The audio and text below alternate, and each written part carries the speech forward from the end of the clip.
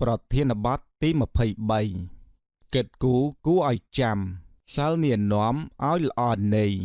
រៀនធរគុំពីថ្លៃបានវាបាបផងនានាតើដំបូន្មាននេះលោកចង់ពន្យល់ដូចម្ដេចចូលធ្វើអត្ថាធិប្បាយ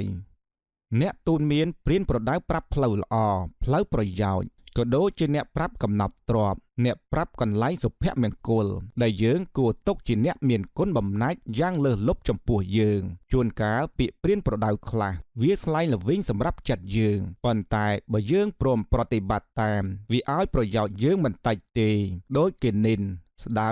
ពិតមែនតែវាល្វីងមិនឆ្ងាញ់ដូចទឹកឃ្មុំដូចស៊ីរ៉ូមទេ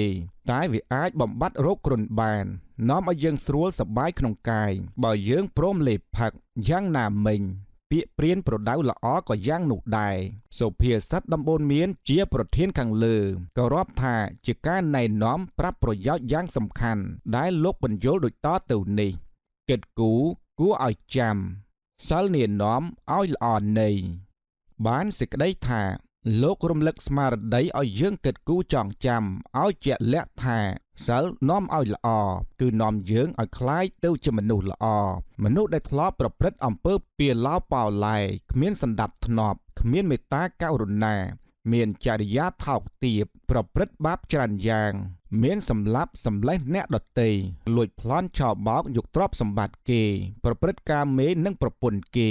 និយាយកុហកភូតភរផឹកសុរាមេរ័យជាដើមមនុស្សធ្វើអំពើដូច្នេះសង្គមមនុស្សមិនរាប់អានឡើយគេទុកជាមនុស្សអាក្រក់ថោកទាបគ្មានតម្លៃព្រោះប្រព្រឹត្តផ្ទុយពីមនុស្សធម៌ប៉ុន្តែលោកបុគ្គលអាក្រក់នោះជំរះចោលអំពើកំរោលផ្ដេសផ្ដាស់នោះបានតាំងប្រាណនៅក្នុងសិល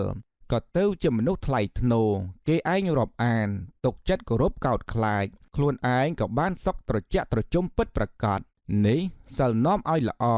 ក្មេងក្តីចាស់ក្តីល្ងងក្តីចេះក្តីស្រីក្តីប្រុសក្តី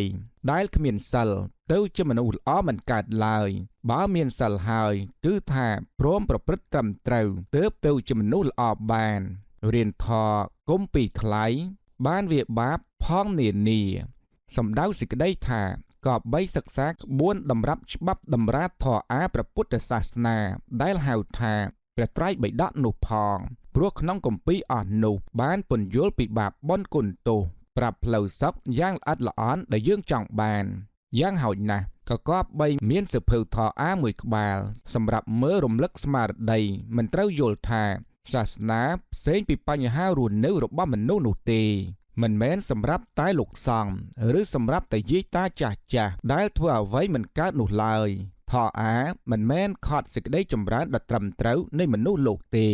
ធរអាចប្រាប់បញ្ហាជីវិតច្បាស់លាស់ថាត្រូវប្រព្រឹត្តយ៉ាងណាវិជ្ជានានាដែលចេះដឹងសម្រាប់កសាងខ្លួនឲ្យមាំមួនដោយទ្រព្យសម្បត្តិយស័ក្តិធរអាប្រាប់ផ្លូវរក្សាទ្រព្យសម្បត្តិយស័ក្តិនោះឲ្យគង់វង្សនិងឲ្យចម្រើនឡើងគឺថាមានទ្រព្យយូរហើយគ្មានសេចក្តីសុខក៏មានដែរ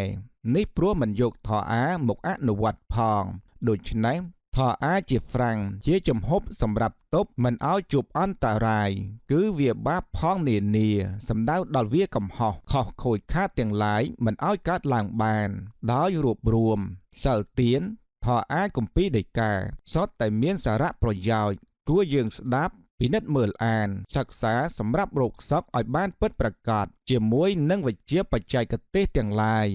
ចប់ប្រធានបទទី23តែប៉ុណ្ណេះ